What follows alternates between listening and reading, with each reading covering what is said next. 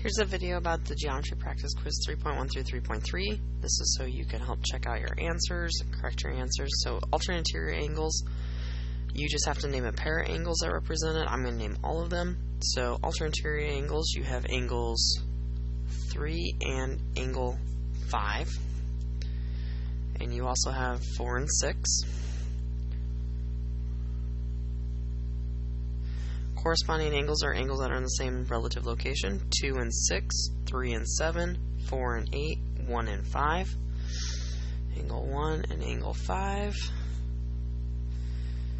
Angle 4 and angle 8. Angle 2 and angle 6. And we have angle 3 and angle 7.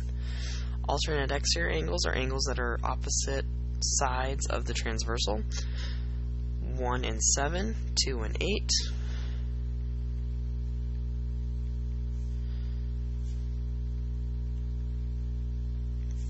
Consecutive interior are same side interior, so we'd have 6 and 3, 4 and 5.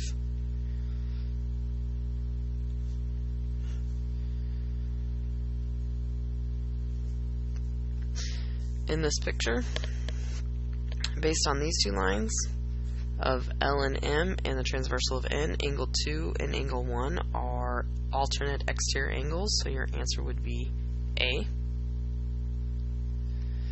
So alternate exterior angles. Below here, if L and K are parallel lines, find the values of x and y. So x and y are the same value. 131 and x are linear pairs since they're supplementary. Supplementary means they add up to 180. So x plus 131 equals 180. X equals 180 minus 131, which would be 49 degrees. And since angle x is congruent to y, their measurements are equal.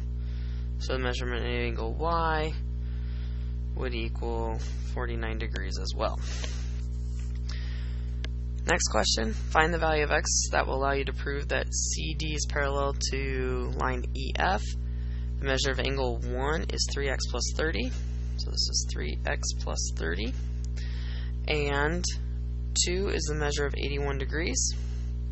By vertical angles, these two are equal to each other, so 3x plus 30 plus 81 equals 180. 3x plus 131 equals 180. 3x equals 49. Divide by 3, divide by 3. X is approximately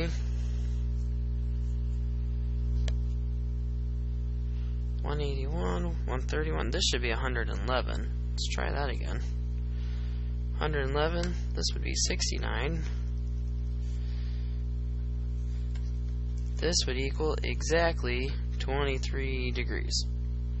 There we go. Alright, backside. Which lines, if any, can be proved to be parallel given in the diagram, given the information? You must justify your values. So, since these two values here add up to 180, lines B is parallel to C. This is consecutive interior angle converse. Angle 1 is congruent to angle 3. So since this angle here is congruent to this angle, that's all I know. So since they are on this transversal, L and M are parallel. L is parallel to M by corresponding angles converse.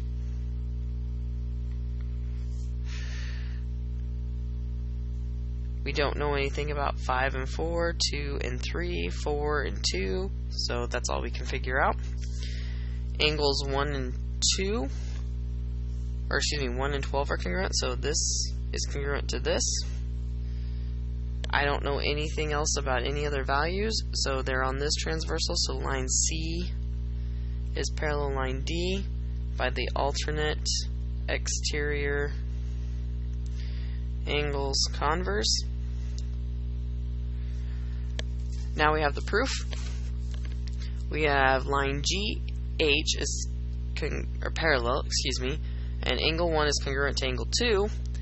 So if we have 1 and 2 being equal, this is equal to this, and these are parallel based on these markings, this is given.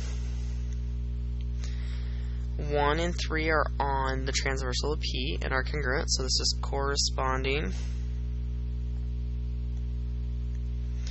angle postulate. It's the postulate because the angles are congruent.